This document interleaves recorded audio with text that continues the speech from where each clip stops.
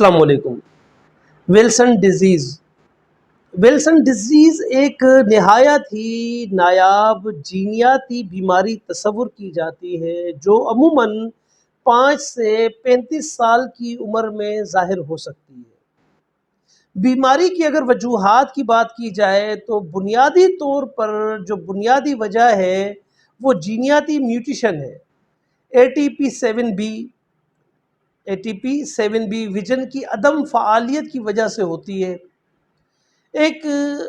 یہ ایسی بیماری ہے جس میں کاپر یعنی کہ تانبا جسم میں اور جسم کے مختلف اعضاء جیسے کہ جگر، دماغ اور اس کے ساتھ ساتھ مختلف اعضاء میں غیر معمولی طور پر جمع ہونا شروع ہو جاتا ہے۔ اس دھات کا جسم میں جذب ہونے کا یہ طریقہ ہے کہ عام حالات میں جب یہ بیماری نہیں ہوتی تو عام حالات میں غذا جو ہم کھاتے ہیں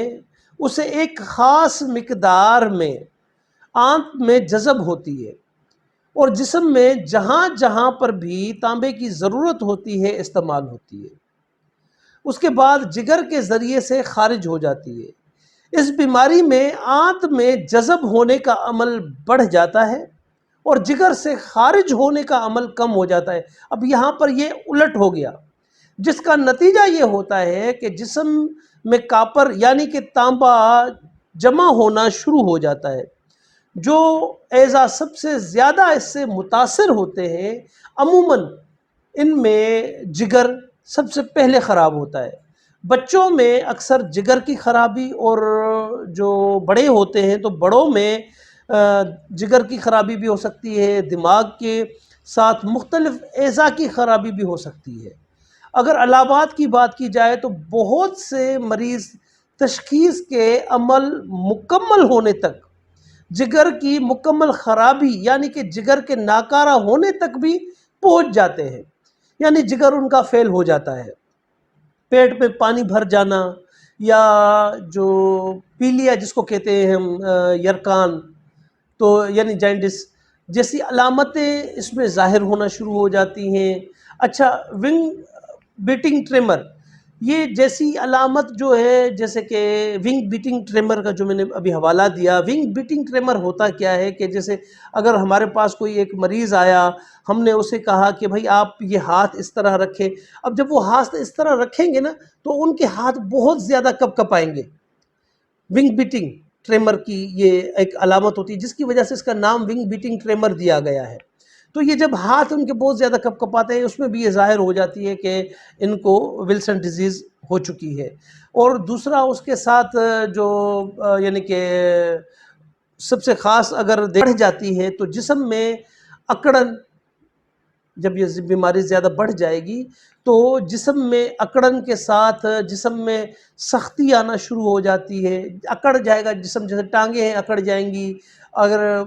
یعنی کہ بازو اکڑ جائیں گے، یا اس کو مرگی کی طرح دورے پڑنا شروع ہو سکتے ہیں۔ بہت سے مریضوں میں یہ دیکھا گیا ہے کہ نفسیاتی امراض بھی بڑھ سکتے ہیں، جیسے کہ بے قابو ہونا یا خود کو نقصان پہنچانا، اور بعض مریضوں کے مقعد یعنی کہ پاخانے کی جگہ یا جو ہے پیشاب کی جگہ وہاں وہ ایب نارمل محسوس کرتے ہیں، وہ سمجھتے ہیں کہ یہ جگہ ہماری ایب نارمل ہے اور یہاں پر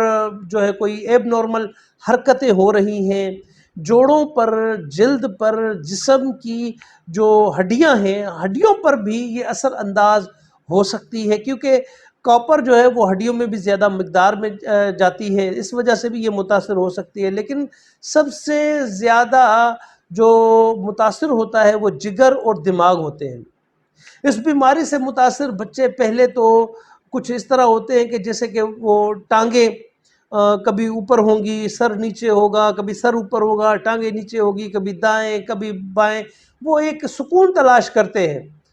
کبھی پیشاب پخانے کی جگہ کچھ عجیب محسوس کرتے ہیں کہ یہ ہمیں کیا ہو رہا ہے۔ آنکھ کی بینائی بھی اس میں عام طور پر ضائع ہو سکتی ہے، کیونکہ جیسے کہ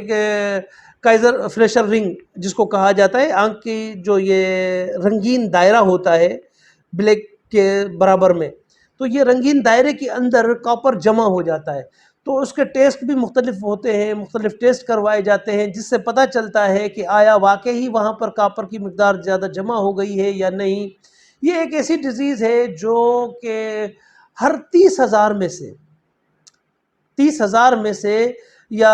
اس سے زیادہ میں سے ایک بندے کو متاثر کر سکتی ہے۔ اگر اس کی جو ہے علاج کی اگر بات کی جائے تو چلیشن تھراپی یا تو پھر علاج جو ہے علامات کا کیا جاتا ہے،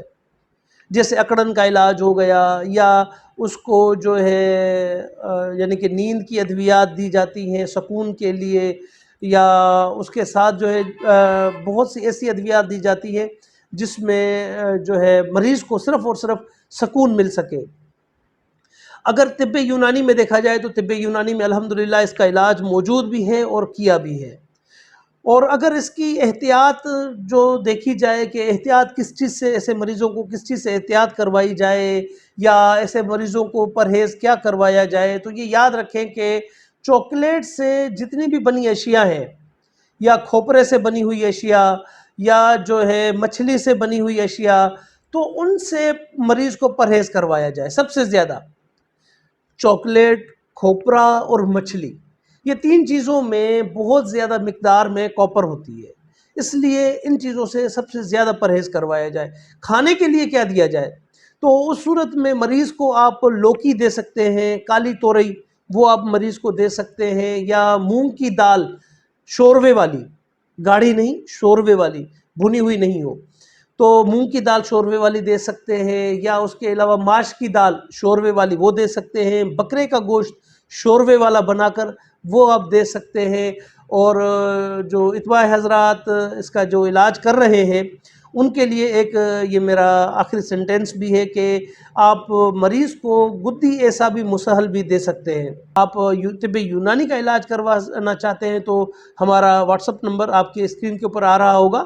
تو آپ واٹس اپ پر بھی رابطہ کر کے اس علاج کے متعلق معلومات حاصل کر سکتے ہیں۔ السلام علیکم۔